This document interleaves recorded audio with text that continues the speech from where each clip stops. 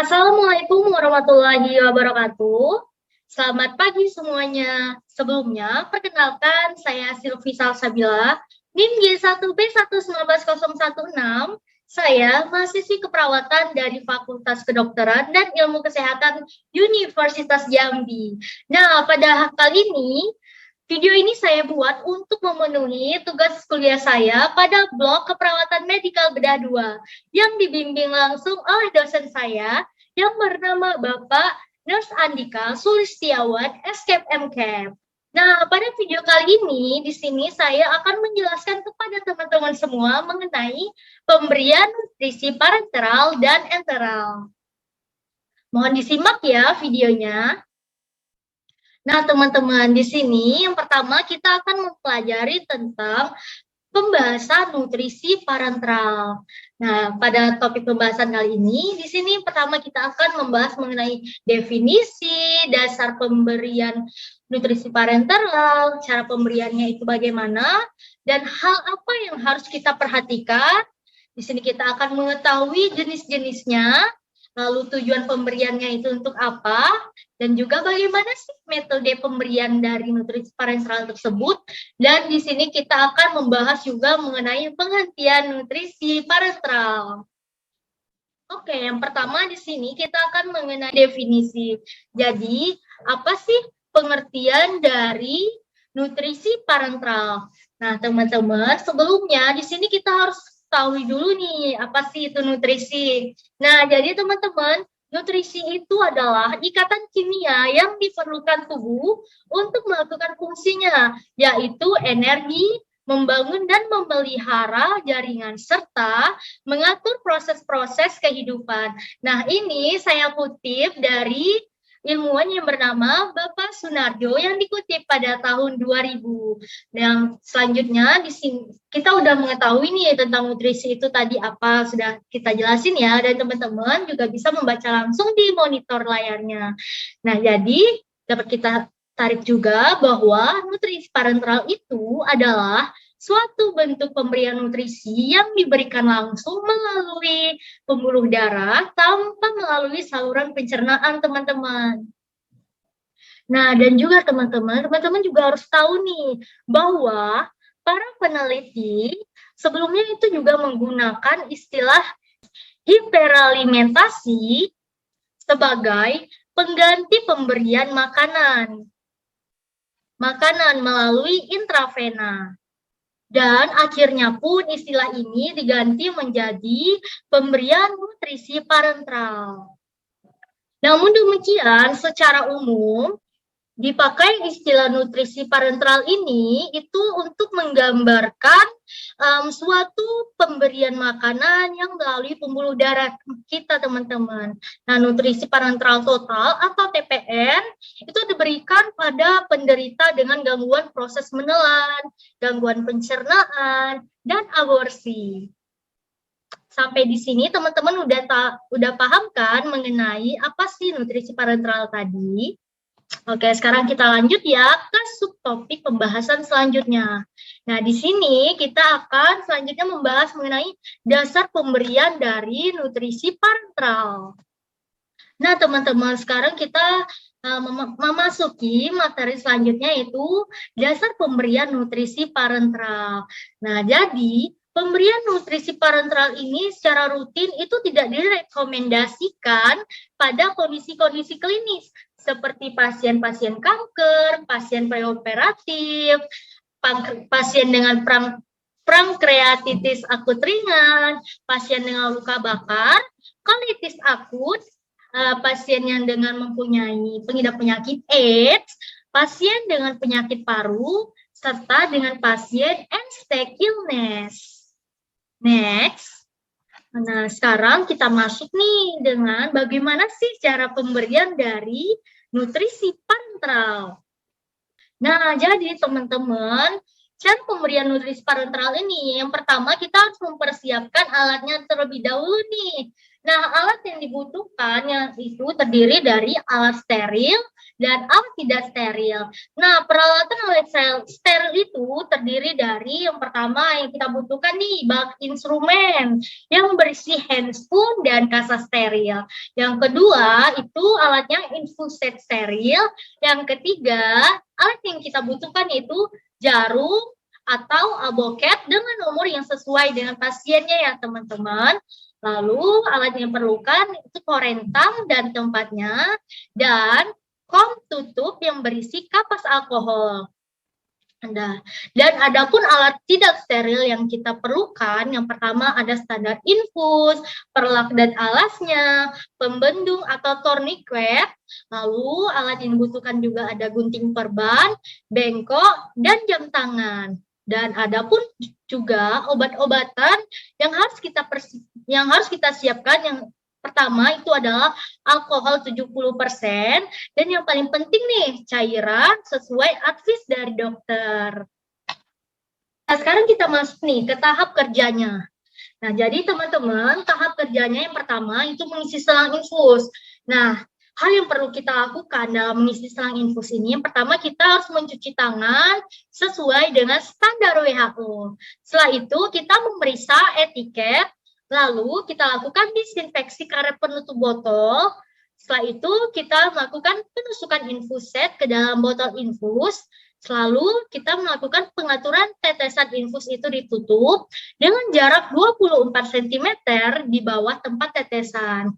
Setelah itu kita gantungkan botol infus tersebut.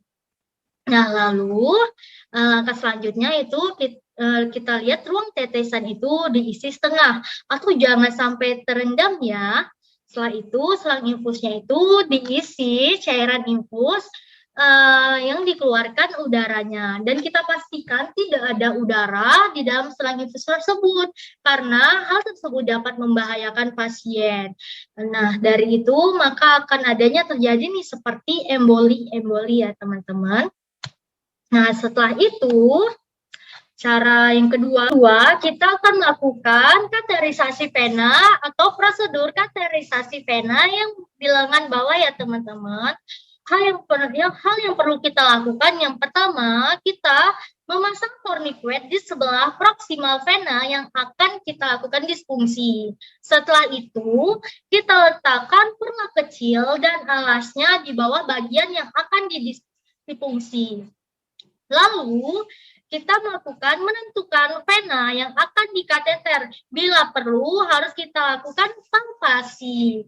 Setelah itu, kita melakukan tindakan antisepsis dengan kapal alkohol 70% pada lokasi vena.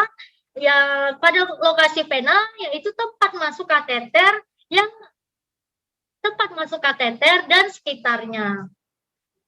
Setelah itu, kita meregangkan kulit ke arah distal nih, teman-teman. Lalu, kita menusukkan jarum dengan sudut 20 derajat terhadap permukaan kulit pasien. Setelah itu, lubangnya itu menghadap ke atas. Lalu, kita memasukkan jarum tersebut sesuai dengan arah garis pena. Nah, langkah selanjutnya kita menahan kanula dan tarik jarumnya itu sedikit. Bila tampak darah keluar, berarti kanulanya itu telah masuk ke dalam vena. Dan selalu kita menahan jarum dan mendorong kanula kateternya itu tersebut. Setelah itu kita lepaskan tourniquet dan kita menempelkan kapas di tempat difungsi tadi nih teman-teman. Setelah itu kita memasang selang infus yang berisi cairan infus yang telah kita dipersiapkan tadi ya sebelumnya yang tadi. Setelah itu kita lakukan fiksasi kateter dan selang infus dengan plester. Setelah itu kita mengatur tetesan dalam 1 menit sesuai dengan instruksi. Nah, lalu kita menutup kulit tersebut dengan kasa steril. Nah, setelah tindakan itu dilakukan, tindakan selanjutnya yaitu kita merapikan pasien, dan jangan lupa setelah itu kita mencuci tangan. Dan terakhir nih, jangan lupa ya untuk mendokumentasikannya dengan mencatat tanggalnya kapan dan jam pemberian cairannya itu, serta macam cairan yang kita berikan kepada pasien. Nah, tadi teman-teman udah tahu ya bagaimana cara pemberian dari nutrisi parenteral.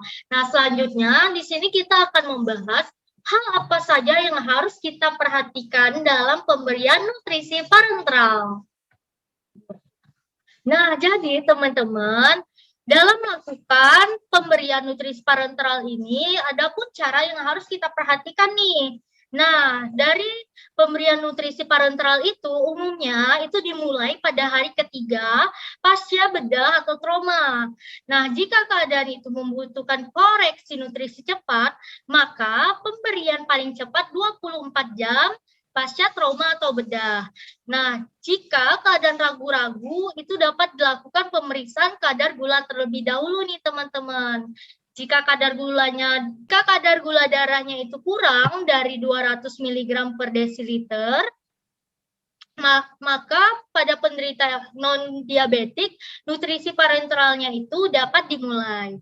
Nah, adapun nutrisi parenteral itu tidak dapat diberikan pada keadaan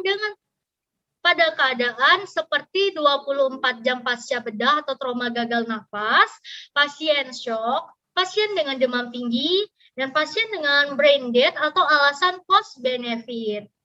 Nah, selanjutnya kita mengenal apa saja sih jenis-jenis dari pemberian nutrisi parenteral. Nah, jadi teman-teman, jenis-jenis dari pemberian nutrisi parenteral ini yang pertama itu ada lemak.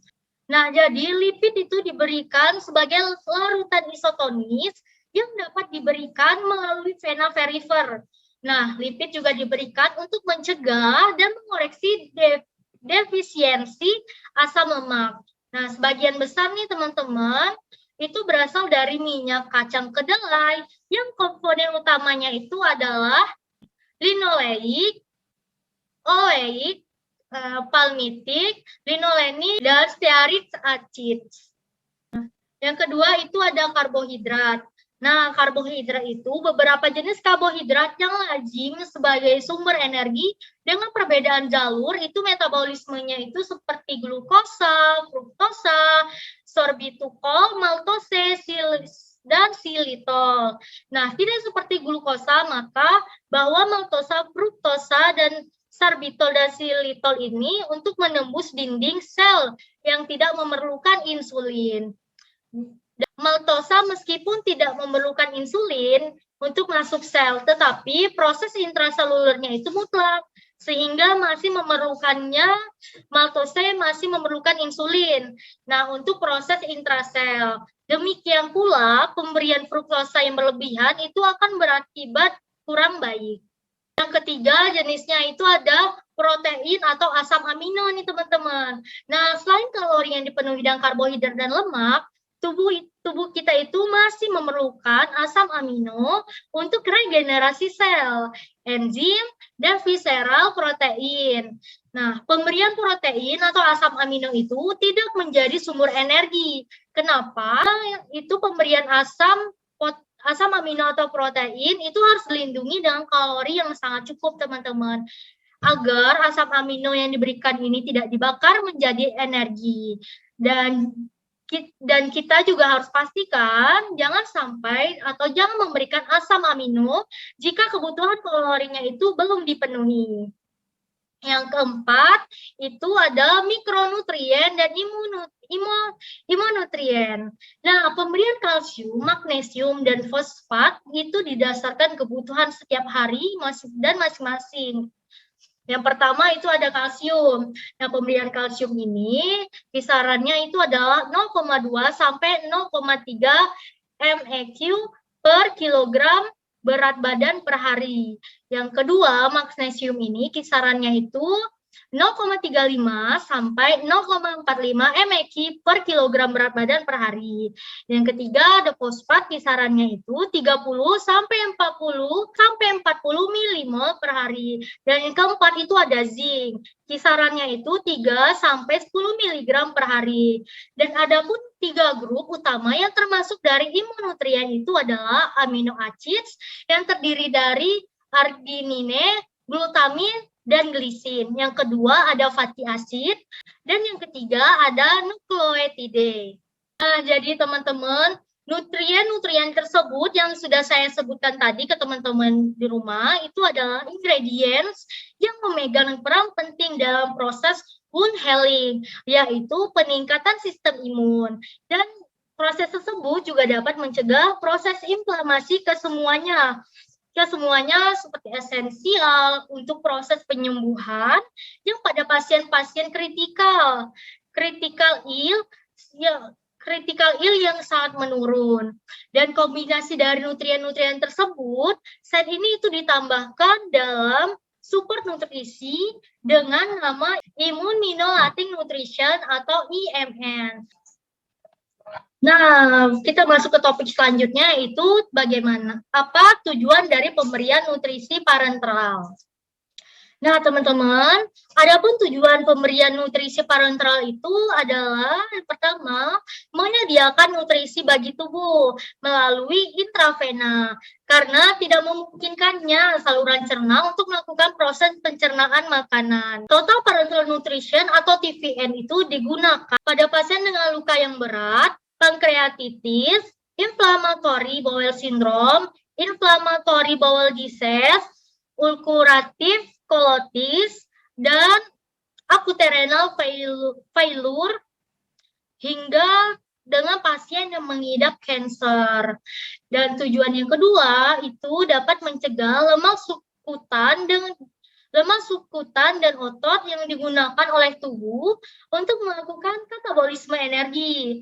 Dan yang terakhir, tujuannya juga sangat berperan untuk mempertahankan kebutuhan nutrisi pada tubuh pasien.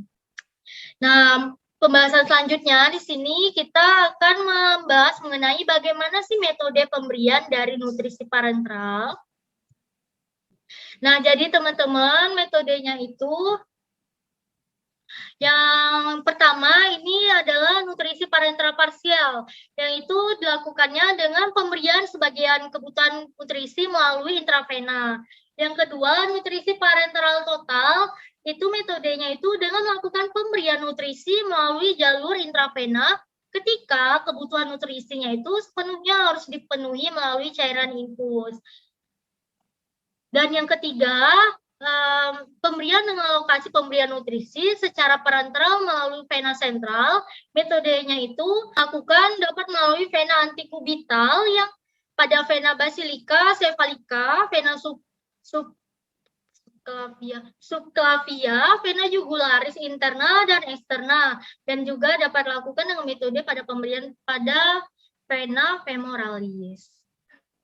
Nah, pembahasan materi terakhir nih dari pembahasan pemberian nutrisi parenteral. Di sini kita akan membahas mengenai penghentian nutrisi pada saat melakukan pemberian nutrisi parenteral. Cara yang dianjurkan adalah melangkah mundur menuju regimen dari hari pertama, sementara nutrisi enteral itu dinaikkan kandungan substratnya. Sesudah itu tercapai nutrisi enteral yang adekuat selang waktu 2-3 dari jumlah kebutuhan energi total, sehingga nutrisi parenteralnya itu baru dapat dihentikan.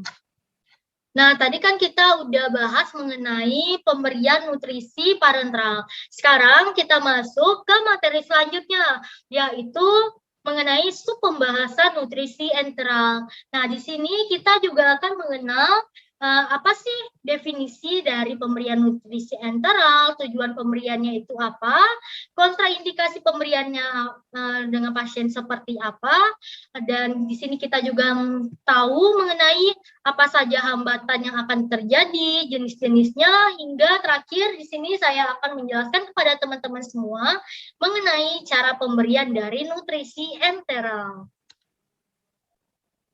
Nah, sekarang kita masuk ke definisi pemberian nutrisi enteral. Nah, sebelumnya teman-teman tadi udah tahu kan mengenai nutrisi tadi apa?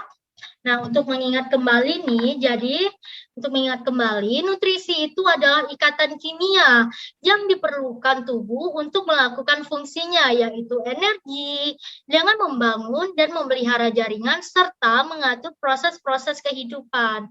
Dan sedangkan nutrisi enteral itu adalah nutrisi yang diberikan pada pasien yang tidak dapat memenuhi kebutuhan nutrisinya, yang dilakukan dengan melalui rute oral. Nah, formula nutrisi itu diberikan kepada pasien melalui tube kedalaman lambung atau gastric tube. Nah, nasogastric tube atau NGT atau jejunum yang bisa secara manual maupun dengan bantuan pompa mesin. Dan rute pemberian nutrisi secara enteral itu diantaranya melalui nasogastrik, transpilorik, dan percutaneum. Nah, sekarang kita masuk apa tujuan dari pemberian nutrisi enteral. Jadi, teman-teman, tujuannya itu untuk memberikan asupan nutrisi yang adekuat pada pasien yang belum mampu menelan atau mengabsorpsi fungsi nutrisinya itu terganggu, teman-teman. Jadi, maka diperlukanlah proses pemberian nutrisi enteral. Nah, selanjutnya kita di sini akan membahas mengenai kontraindikasi pemberian nutrisi enteral. Nah, teman-teman, kontraindikasi pemberian nutrisi secara enteral itu diantaranya pasien dengan keadaan di mana saluran cernanya itu tidak berjalan sesuai mestinya, dan pasien dengan kelainan anatomi saluran cerna, pasien dengan peritonitis berat, pasien dengan iskemia saluran cerna, pasien dengan obstruksi saluran cerna, pasien dengan ileus paralitik, pasien dengan perdarahan gastrointestinal, pasien dengan muntah yang berat, dan pasien dengan diare akut. Nah, selanjutnya di sini kita akan membahas mengenai apa hambatan jika kita melakukan pemberian nutrisi internal. Nah, teman-teman, adapun hambatan dalam melakukan pemberian nutrisi enteral ini itu terkadang mengalami hambatan. Beberapa hambatan yang terjadinya itu diantaranya adalah yang pertama, hambatan gagalnya pengosongan lambung. Yang kedua, hambatan aspirasi dari isi lambung. Yang ketiga, hambatan sinusitis. Yang keempat, hambatan esofagitis. Yang kelima, terjadi salah meletakkan pipa. Nah, selanjutnya di sini kita akan mengenal jenis-jenis dari pemberian nutrisi enteral. Nah, teman-teman, jenis-jenis pemberian nutrisi enteral itu yang pertama ada nasogastric tube atau NGT, yang dimana itu adalah selang plastik lunak itu dipasang melalui hidung atau nasal yang menuju lambung atau gaster. Yang kedua jenisnya itu ada gastrostomi nih teman-teman. Nah, itu adalah penciptaan lubang eksternal buatan ke dalam lambung untuk dukungan nutrisi atau dekompresi lambung. Yang ketiga jenisnya itu ada jenis jejunostomi. Nah, jadi teman-teman, jejunostomi itu adalah operasi pembuatan lubang melalui kulit di bagian depan perut dan dinding jejunum. Nah, ini dapat dilakukan baik secara endoskopi atau dengan operasi terbuka. Nah, di sini teman-teman dapat melihat jenisnya langsung. Ya, itu gambarnya ada di layar monitor teman masing-masing ya. Nah, selanjutnya yang terakhir, di sini kita akan membahas mengenai bagaimana cara pemberian nutrisi enteral. Nah, cara pemberian nutrisi enteral ini, adapun peralatan yang harus kita persiapkan. Yang pertama ada nasogastric tube. Yang kedua ada lubrikan. Yang ketiga ada kateter tip. Lalu plester, segelas air dan sedotan. Setelah itu yang kita perlukan ada sarung tangan, pinset, dan semprit irigasi yang berukuran 20 ml sampai 50 ml.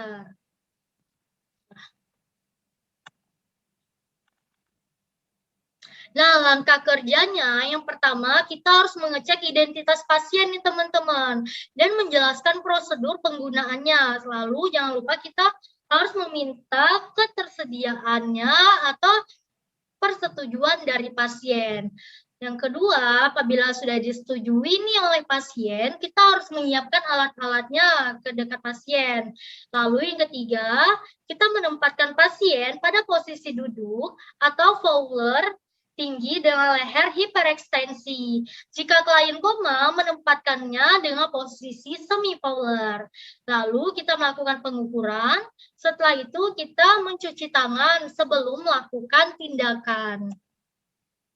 Setelah itu jangan lupa kita memakai sarung tangan. Setelah itu kita lakukan lubrikasi selang sepanjang 10 sampai 20 cm. Setelah itu kita memasukkan secara lembut hingga ke posterior nasofaring. Setelah itu kita merefleksikan kepala setelah selang masuk ke nasofaring. Dan lalu kita merelaksasikan pasien, teman-teman. Setelah itu, kita mendorong klien untuk menelan. Lalu, jangan memaksa untuk memasukkannya karena itu dapat membuat pasien tidak nyaman. Setelah itu, kita melepaskan sarung tangan dan memasang plester. Dan setelah itu, kita mengecek pemasangan dengan auskultasi lambung atau pemasangan benar terdengar suara udara dan aspirasi isi lambung.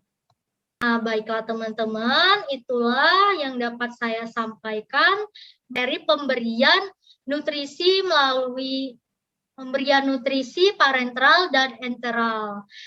Nah, apabila ada yang ingin ditanyakan, teman-teman dapat menghubungi email saya. Nah, email saya sudah saya paparkan di layar monitor teman-teman masing-masing. Oke, sekian informasi yang dapat saya sampaikan, materi yang dapat saya sampaikan. Semoga bermanfaat dan ini lebih baik lagi teman-teman dapat share ke teman-teman maupun ke kerabatnya atau ke keluarganya agar informasi tersebut mengalir ke semua menjadi ilmu yang sangat bermanfaat dan menjadi amal hijariah. Oke, apabila saya ada salah kata, mohon dimaafkan. Dan saya akhiri dengan wassalamualaikum warahmatullahi wabarakatuh. Dan thank you for watching.